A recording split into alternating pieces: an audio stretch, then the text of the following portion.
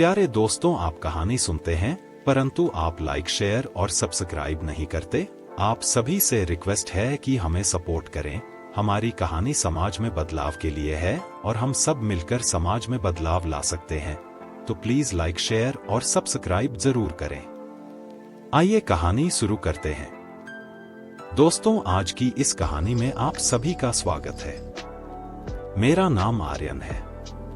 मैं जिस लड़की के कमरे में रुका था, मुझे लगा कि वह छोटी है, लेकिन वह बिल्कुल भी छोटी नहीं थी। वह इतनी समझदार थी कि 16 से 17 साल के लड़के का पालन पोषण कर सकती थी। दरअसल मैं काम के सिलसिले में शहर आया और अपने चाचा के घर पर रहने लगा था। मेरी माँ मुझे कुंवारे लड़कों के बीच रहने देने को तैयार नहीं थी। बोली थी कि शहर में तुम्हारे चाचा का घर है, तुम वहीं रहोगे। मुझे शहर में एक अच्छी तनख्वाह वाली नौकरी मिल गई थी। जब मैं अपने चाचा के घर पहुंचा तो मैं उनका घर देखा तो सोच में पड़ गया। चाचा के घर का दरवाजा इतना छोटा था कि मेरा बैग और मैं एक साथ अंदर नहीं जा सकते थे, क्योंकि अब मैं उस छोटे से घर में रहने वाला था। घर में किचन के अलावा एक बेडरूम और एक हॉल था और वह भी बहुत छोटा था। हम गांव में एक बड़े घर में रहते थे। अब मैं काम के सिलसिले में शहर में अपने चाचा के यहाँ रहने आया था। चाचा के घर में चाचा, चाची और उनकी एक बेटी थी। चाचा गांव में सबको बोलते थे और कहते थे कि शहर में उनका बहुत बड़ा घर है। अब मैं सचमुच उनका बड़ा सा घर अपनी आंखों से देख रहा था। चाचा की बेटी अब 18 साल की हो गई थी। उसका नाम था प्रिया। मुझे नहीं पता था कि 18 साल की प्रिया इतना कुछ जानती होगी। जब प्रिया मेरे लिए पानी का गिलास लेकर आई तो मैं उसे देखता ही रह गया, क्योंकि प्रिया जब 6 साल की थी तब मैं उससे मिला था और अब वह 18 साल की हो चुकी है। अब वह और भी खूबसूरत लग रही थी। फिर मैंने पानी पिया। इसके बाद चाची मेरे लिए नाश्ता बनाने लगी। चाचा भी मुझसे मिलकर खुश हुए। माँ ने उन्हें पहले ही बता दिया था कि आर्यन शहर में तुम्हारे घर पर रहेगा। मैं अपने चाचा को उनके घर पर रहने के लिए प्रति माह 5,000 देने जा रहा था, इसलिए चाची और चाचा को मेरे रहने से कोई दिक्कत नहीं थी। दूसरी तरफ अगर मैं उनके घर फ्री में रह रहा होता तो चाची मुझे 2 दिन से ज्यादा रुकने नहीं देती। मेरी इतनी अच्छी सैलरी थी, लेकिन मेरी माँ कहती थी कि कुंवारे लड़कों के बीच रहकर तू बिगड़ जाएगा। इसलिए मैं माँ के कहने पर अपने चाचा के घर पर रुक गया। जब प्रिया और मैं मिले तो प्रिया मेरी तरफ देख रही थी। चाचा के घर में एक कमरा प्रिया का था। चाचा चाची हॉल में सोते थे। मैंने चाचा से कहा कि मुझे अपना एक अलग कमरा चाहिए, क्योंकि कभी कभी मैं रात देर तक काम करता हूँ। फिर चाचा ने कहा, तुम प्रिया के कमरे को अपना कमरा समझो, क्योंकि तुम उसके साथ ही रहोगे। प्रिया 2 दिनों के लिए बाहर एडजस्ट हो गई और मैं 2 दिन तक प्रिया के कमरे में सोया। अगले दिन प्रिया अपने कमरे में वापस आ गई। उसने कहा, मुझे बाहर हॉल में नींद नहीं आती। उस दिन के बाद वह बेडरूम में मेरे बगल में सोने लगी। प्रिया दिखने में बहुत खूबसूरत थी और अब उसकी उम्र भी करीब आ रही थी। उस रात नींद में मैंने गलती से प्रिया के शरीर को छू लिया। जैसे ही मुझे इसका एहसास हुआ, मैंने तुरंत अपना हाथ हटा लिया। लेकिन कुछ ही मिनटों में मुझे प्रिया का हाथ अपनी छाती पर महसूस हुआ। मुझे लगा कि उसने गलती से मेरी छाती को छू लिया है, लेकिन शायद मैं गलत था, क्योंकि दूसरे दिन भी मैंने प्रिया को अपने बहुत करीब आते देखा। मुझे अपने चाचा के घर आए 15 दिन हो गए थे। फिर एक रात मैंने प्रिया को मोबाइल फोन पर कुछ देखते हुए देख लिया। मैं उसके मोबाइल में झांकने लगा तो उसने तुरंत मोबाइल बंद कर दिया। फिर मैं उससे उसका मोबाइल मांगने लगा तो वह देने से इनकार कर दी। फिर मैं चुपचाप करवट बदलकर एक तरफ सोने का नाटक करने लगा। थोड़ी देर बाद मैं प्रिया की तरफ देखा तो वह सो रही थी, कोई हलचल नहीं कर रही थी। इसलिए मैं उसका मोबाइल फोन लेने के लिए उसकी तरफ हाथ बढ़ाया, क्योंकि उसका मोबाइल फोन उसके सर के पास था। वह करवट बदलकर सीधी हो गई। तभी मेरा नजर उसके फेस पर पड़ी। वह थोड़ा मुस्कुरा रही थी तो मैं समझ गया कि वह सोई नहीं बल्कि जगी हुई है। उसके बाद मैं जल्दी से उसे पलटकर मोबाइल फोन ले लिया। तभी वह हंसने लगी और मैं जल्दी से मोबाइल फोन खोलने लगा, लेकिन मोबाइल फोन पर लॉक लगा हुआ था, इसलिए मैं उसे खोल ना पाया। शायद इसीलिए प्रिया इतना हंस रही थी। फिर मैं उससे बिना बोले चुपचाप सो गया। फिर कुछ दिन बीतने के बाद अगले महीने की 3 तारीख को मुझे मेरा वेतन मिल गया। फिर चाचा के घर को अपना घर समझकर मैंने बहुत सी चीजें खरीदी और घर आ गया। प्रिया के लिए एक नायरा सूट और चाचा के लिए फॉर्मल यूनिफॉर्म, चाची के लिए साड़ी और खाने का सामान, मैं सब कुछ ले आया था। चाची वह सब देखकर बहुत खुश हुई। प्रिया अब मुझसे हंसकर बातें कर रही थी। ऐसे ही एक रात जब मैं पानी पीने के लिए उठा तो मुझे प्रिया अपने पास नहीं दिखी। मैंने अपने कमरे का दरवाजा खुला पाया तो मैंने बाहर जाकर देखा तो रात के 1 बजे प्रिया ने हॉल का पर्दा हटा दिया था और हॉल में झांक रही थी।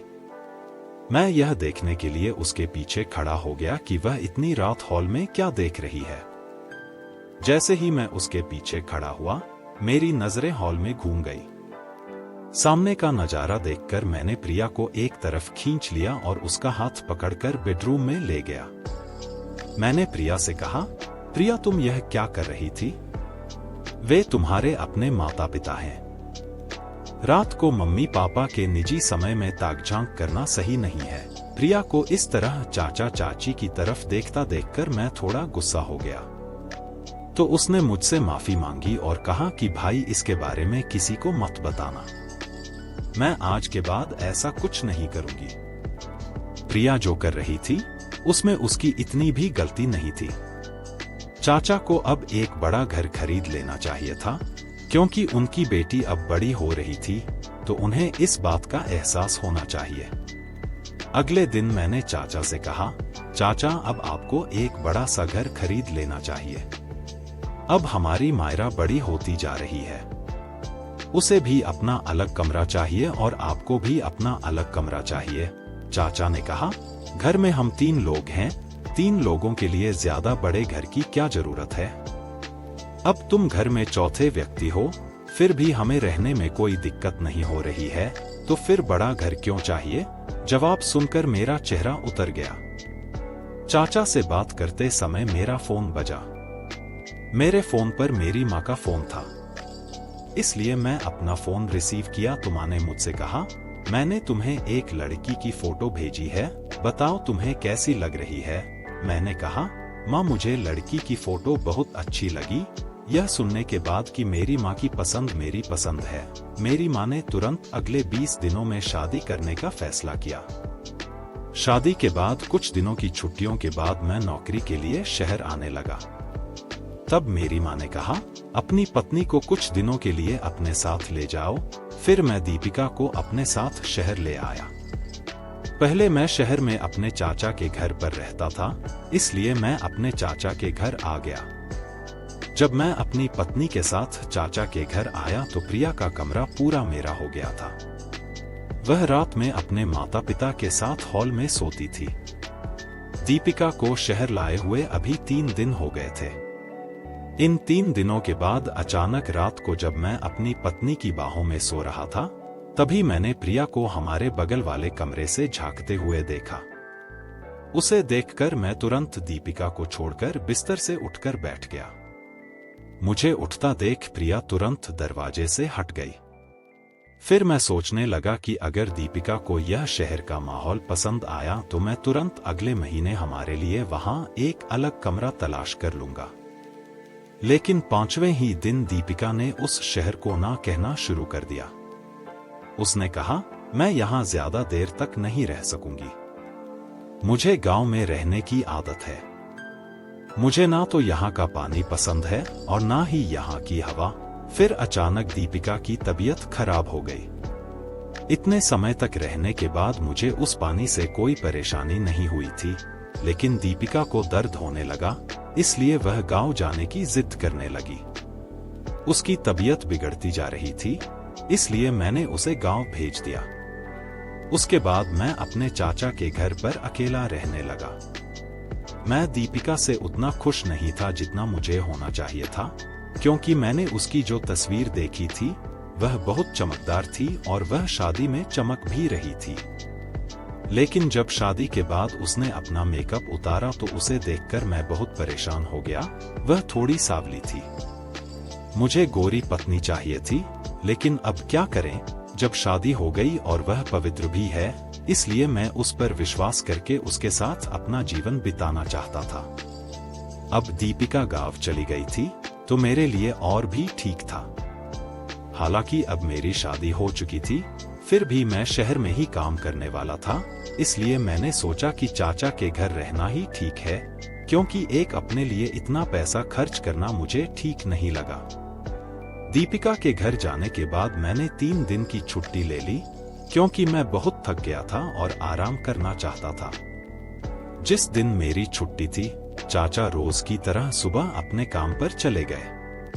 चाची एक गृह उद्योग कंपनी में काम करने जाती थी, वह भी काम पर चली गई थी। उस वक्त प्रिया और मैं दोनों ही घर पर थे। नाश्ते के बाद मैं अपना लैपटॉप लेने बेडरूम में जाने लगा। कमरे के दरवाजे पर हैंडल तक नहीं था, इसलिए बेडरूम का दरवाजा हमेशा थोड़ा खुला ही रहता था। और आज मैंने प्रिया को खुले दरवाजे की दरार से अपने कपड़े बदलते हुए देखा। प्रिया का गोरा प्यारा रूप देखकर मेरी आंखों में चमक आ गई। फिर सोचा, कहाँ मेरी सांवली पत्नी और कहाँ प्रिया, दोनों का आपस में दूर दूर तक कोई मेल नहीं। प्रिया काफी देर से मेरे आसपास थी, लेकिन मैंने कभी उसे इस तरह से नहीं देखा था। उसका गोरा रंग देखकर बोला, हाय रे मेरी किस्मत। अभी मुझे प्रिया को इस तरह से देखना अच्छा लगने लगा था, इसलिए मैं उसे देखता ही रहा, जिसे देखकर मेरे अंदर सनसनी मच गई। अब मैं प्रिया को एक ही दरवाजे पर ज्यादा देर तक खड़ा होकर नहीं देख सकता था, क्योंकि मुझे यह ठीक नहीं लग रहा था। जब प्रिया तैयार होकर कमरे से बाहर आई तो मैं उसे देखता ही रह गया। वह बेहद खूबसूरत लग रही थी। चाचा चाची मध्य वर्ग के थे, लेकिन प्रिया एक हाई क्लास लड़की की तरह रह रही थी। वह देखने में खूबसूरत थी, इसलिए कोई भी कपड़ा उस पर अच्छा लगने लगता था। उस रात प्रिया मेरे कमरे में सोने के लिए आई। उसने कहा, भाभी गांव चली गई है, अब मैं फिर से अपने रूम में आराम से सो सकूंगी। वह भी अब हॉल में सोना नहीं चाहती थी, इसलिए मैंने उसे पहले की तरह अपने पास सोने दिया। रात को कमरे में अंधेरा था। कुछ देर बाद मैंने किसी के चलने की आवाज सुनी। मैंने कमरे की लाइट जलाई तो देखा कि प्रिया अपने कपड़ों के पास खड़ी है। मैं उसके पास गया और बिना कुछ कहे अपना शर्ट उतार कर रख दिया और लाइट बंद करके सो गया।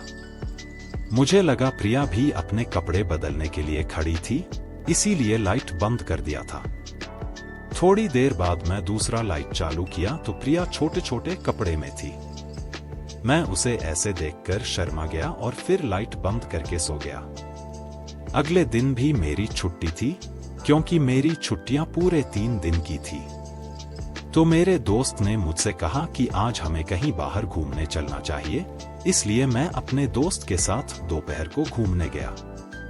तभी मैंने प्रिया को एक महंगे कैफे में बैठे हुए देखा।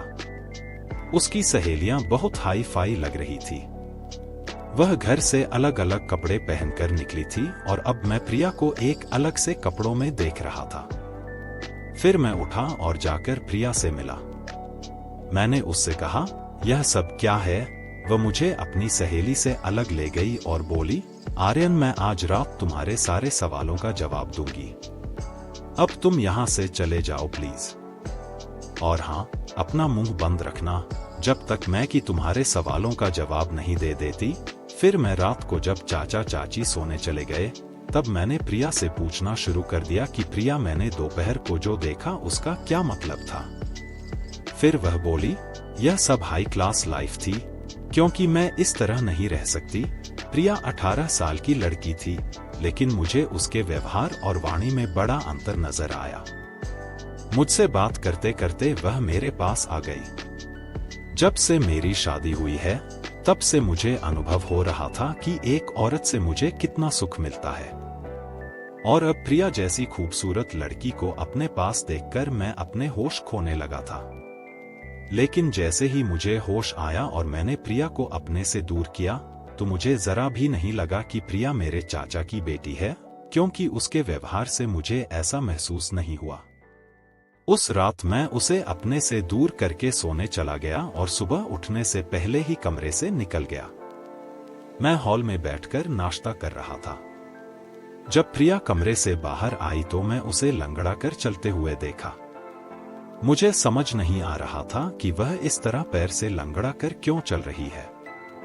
मुझे लगा कि शायद उसके पैर में कुछ लग गया है।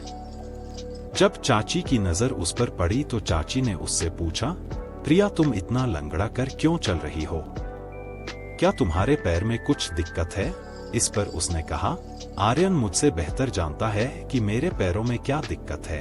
प्रिया ने सीधे मेरी ओर इशारा कर दिया।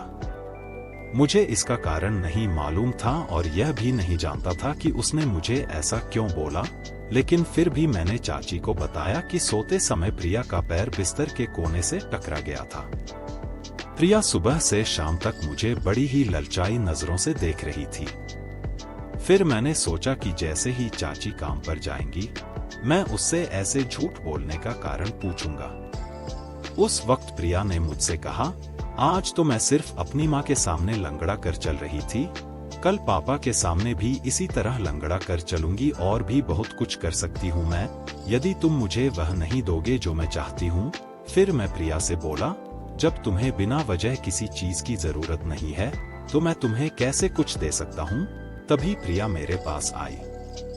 फिर उसने कहा, ठीक है, तुम जो चाहो मुझसे ले सकते हो, और वह मेरे सामने अपनी बाहें फैलाकर खड़ी हो गई। मुझे समझ नहीं आया कि वह क्या कह रही है। तभी उसने मेरा हाथ पकड़कर अपनी कमर पर रख लिया और बोली, तुम जो चाहो मेरे साथ कर सकते हो, लेकिन इसके लिए तुम्हें मुझे कुछ भुगतान करना होगा।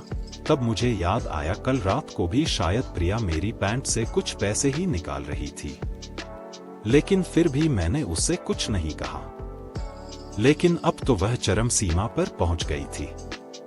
वह पैसों के लिए इतनी कम उम्र में अवांछित काम करने को तैयार थी। उसने जबरदस्ती मेरा हाथ अपनी कमर पर रख लिया। मैंने उससे बोला कि यह सब गलत है, लेकिन उसने एक ना सुनी और फिर उसने मुझे कसकर पकड़ लिया। फिर जैसे तैसे करके मैं प्रिया से दूर हुआ। उसने मुझे वापस अपने पास खींच लिया। फिर वह बोली, अब हमारे बीच कोई नहीं है, तुम मुझसे जो चाहो ले सकते हो। प्रिया बात कर ही रही थी कि तभी दरवाजे पर चाची आ गई। चाची ने जब हमें देखा तो उस समय प्रिया मुझसे ज्यादा दूर नहीं थी। चाची ने प्रिया से कहा, प्रिया तुम यह सब क्या करने जा रही हो? प्रिया ने बिना डरे चाची से कहा, मैं क्या गलत कर रही हूँ?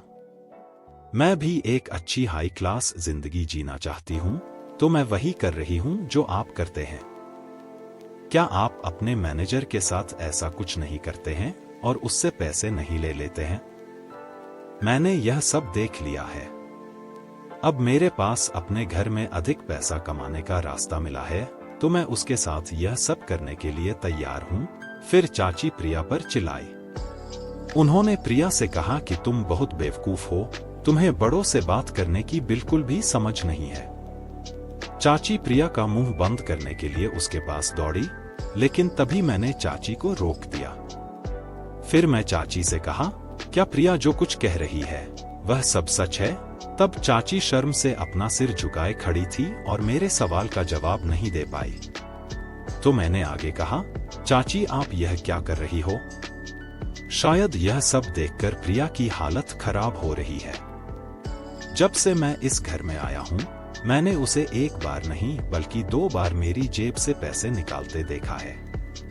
मेरा पैसा एक बार नहीं कई बार चोरी हुआ है, लेकिन आपकी और माँ की वजह से मैं शांत रहा।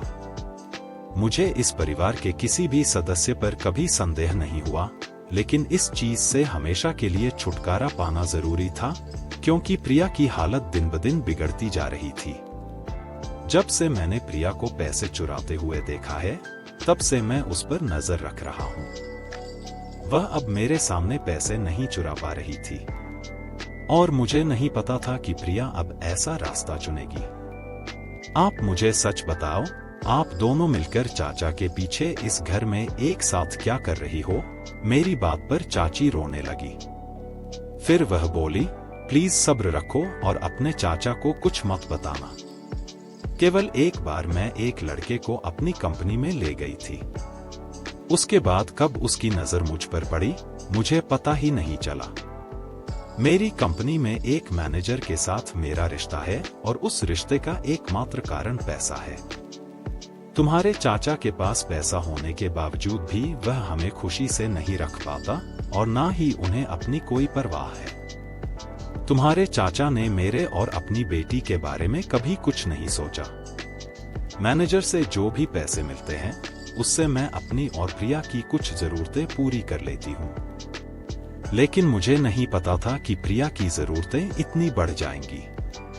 तुम्हारे चाचा का शहर में एक और मकान है। वह घर इस घर से बड़ा है, लेकिन तुम्हारे चाचा उस घर को किराए पर देकर उससे पैसे कमाते हैं और हमें इतने छोटे से घर में एडजस्ट करने के लिए मजबूर करते हैं। तुम्हारे चाचा की कंजूसी के कारण यह समय हमारे पास आया है। लेकिन अब मुझे अपनी गलती का एहसास हो गया है। फिर चाची ने प्रिया को प्यार से पकड़कर कहा, मुझे माफ कर दो। मैं आज के बाद वह नौकरी और मैनेजर का साथ छोड़ दूंगी। फिर प्रिया ने कहा, माँ मैं यह जानबूझकर कर रही थी ताकि आप यह सब छोड़ दे। जब आर्यन भाई ने मुझे पैसे चुराते हुए देखा तो मैंने उन्हें पूरी सच्चाई बता दी थी। आप यह सोचना भूल गई थी कि पैसा कमाने के लिए आप अपने मैनेजर के साथ क्या कर रही हैं, और यह भी नहीं सोचा कि अगर मुझे इसका पता चला तो मैं इस बारे में क्या सोचूंगी। वह तो आर्यन भाई का शुक्र है जिसने मेरी आंखें खोल दी। आज आपको अपनी गलती का एहसास हुआ और मुझे भी अपनी गलती का एहसास हो गया है। प्रिया और मैंने मिलकर चाची को उनकी गलती का एहसास कराया। चाचा के मन में एक रोशनी जगी और उन्होंने अपना छोटा सा घर छोड़ दिया और अपना सामान दूसरे घर में शिफ्ट करने को बोला। यह सुन चाची और प्रिया बहुत खुश हो गई और दोनों ने मुझे धन्यवाद दिया। उस दिन से चाचा ने अपनी कंजूसी बहुत कम कर दी। मुझे भी मेरी माँ ने जीवन की राह अच्छी तरह सिखाई थी कि जीवन में पैसा बचाना चाहिए, लेकिन पहले अपने परिवार के लोगों को खुश रखने के बाद। अगर कोई अपनी पत्नी और बच्चों को हर बात में मना करता रहेगा तो घर का व्यक्ति गलत रास्ते पर जा सकता है। एक आदमी अपने और अपने परिवार के लिए कमाता है। एक तरह से कंजूस होना अच्छी बात है, लेकिन इतनी भी कंजूसी ना करें कि आपका परिवार किसी गलत रास्ते पर चल पड़े। हमारी कंजूसी के कारण कभी कभी हमारे घर का कोई व्यक्ति दुर्भाग्य की ओर जा सकता है। हमें इस बारे में भी सोचना चाहिए। पैसा बचाएं, लेकिन इतना भी नहीं कि आप अपना जीवन जीना ही भूल जाएं। तो मेरे प्यारे दोस्तों, यह थी हमारी आज की छोटी सी कहानी। आपको यह कहानी कैसी लगी? कमेंट करके जरूर बताएं। अगर आपको यह कहानी पसंद आई हो तो इसे लाइक करें और अपने दोस्तों के साथ शेयर करें। अगर आप ऐसी ही और भी इंटरेस्टिंग और रोमांटिक कहानियां सुनना चाहते हो तो चैनल को सब्सक्राइब जरूर कर लें और बेल आइकॉन ऑन कर लें ताकि आपको मेरी हर कहानी समय पर मिल सके। फिर मिलेंगे एक और नई कहानी के साथ। धन्यवाद।